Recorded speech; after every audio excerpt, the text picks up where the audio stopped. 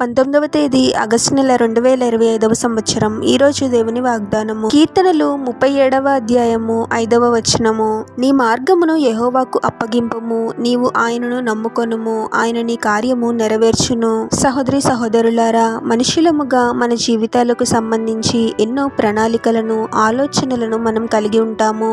ఇది చేయాలి, అది చేయాలి, నా జీవితంలో ఈ కార్యం జరగాలి అని మనకేదైతే మంచిగా అనిపిస్తుందో మన జ్ఞానాన్ని ఆధారం చేసుకొని ఎన్నో తలంపులను మనం కలిగి ఉంటాము. కేవలము మన జ్ఞానాన్ని ఆధారం చేసుకొని ముందుకు వెళ్ళడం అంత మంచిది కాదు. మనకు ఇప్పుడు మంచిగా అనిపించిన కొన్ని నెలల తర్వాత లేదా కొన్ని సంవత్సరాల తర్వాత అది మనకు నష్టాన్ని కలిగించవచ్చు. కాబట్టి మన జ్ఞానాన్ని ఆధారం చేసుకోకూడదు, కానీ ప్రభుపై ఆధారపడటం నేర్చుకోవాలి. మన మార్గమును ప్రభువునకు అప్పగించాలి. మనకేది మంచిదో మనకన్నా ప్రభువునకే తెలుసు. మన భవిష్యత్తును ఎరిగిన దేవుడు ప్రభువు.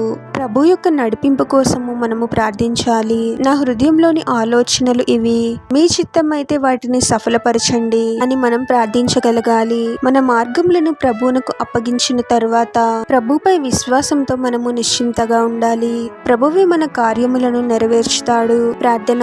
పరిశుద్ధుడవగు ప్రభువా, మీ పరిశుద్ధమైన నామమునకు తరతరములు యుగయుగములు మహిమ కలుగును గాక.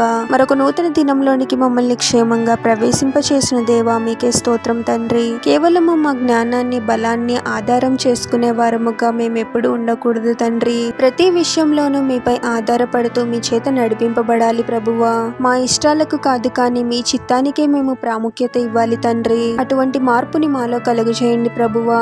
మాకేది మంచిదో, ఏ సమయానికి ఏది ఇవ్వాలో ఎరిగిన దేవుడవు తండ్రి. మీరు నిర్ణయించిన సమయం కోసము ఓపికతో కనిపెట్టడానికి మాకు సహాయం చేయండి ప్రభువా.